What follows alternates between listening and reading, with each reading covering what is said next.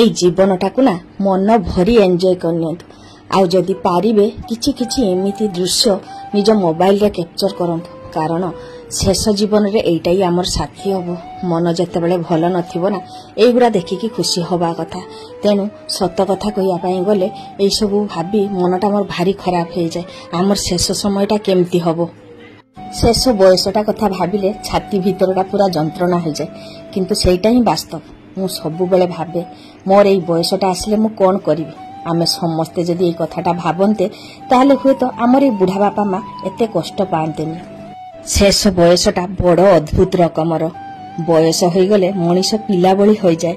ସେ ଗୋଟିଏ ପିଲା ଭଳି ଭଲ ପାଇବା କିନ୍ତୁ ପାଏନି, ଯତ୍ନ ପାଏନି, ଗୁରୁତ୍ୱ ମଧ୍ୟ ପାଏନି।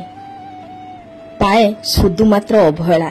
ଶେଷ ବୟସର ସଙ୍ଗୀ ଟଙ୍କା ପଇସା ଐଶ୍ୱର୍ଯ୍ୟ ସମ୍ପତ୍ତି କିଛି ନୁହେଁ। ଶେଷ ବୟସର ଅସଲ ସଙ୍ଗୀ କଥା କହିବାର ଦୁଇଟି ମଣିଷ ହେଲେ ହେଲା।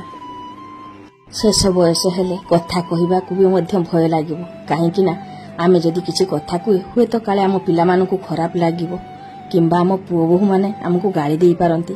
ହଁ, ଗୀତ ଶୁଣିବାକୁ ଇଚ୍ଛା ହେଲେ ମଧ୍ୟ ଡର ଲାଗିବ, ମୁଁ ଗୀତ ଶୁଣିବି ନା, କାଳେ ମୋ ନାତି ନାତୁଣୀମାନେ ପାଠ ପଢ଼ାରେ ଡିଷ୍ଟର୍ବ ହେବ। କିଛି ବି କରିବା ପାଇଁ ଇଚ୍ଛା ହେଲେ ମଧ୍ୟ କରିହେବନି। ଶେଷ ବୟସରେ ସଙ୍ଗୀ ହେବ ନିଜର ଆଲବମ୍, ନିଜର ମୋବାଇଲରେ ଯଦି କିଛି ଧରି ରଖିଥିବା ଜୀବନ କାହାଣୀ, ଆଉ ନିଜର ଏଇ ଚଷମାଟା। ଶେଷ ବୟସ ଭାରି କଷ୍ଟଦାୟକ, ଭାରି କଷ୍ଟଦାୟକ।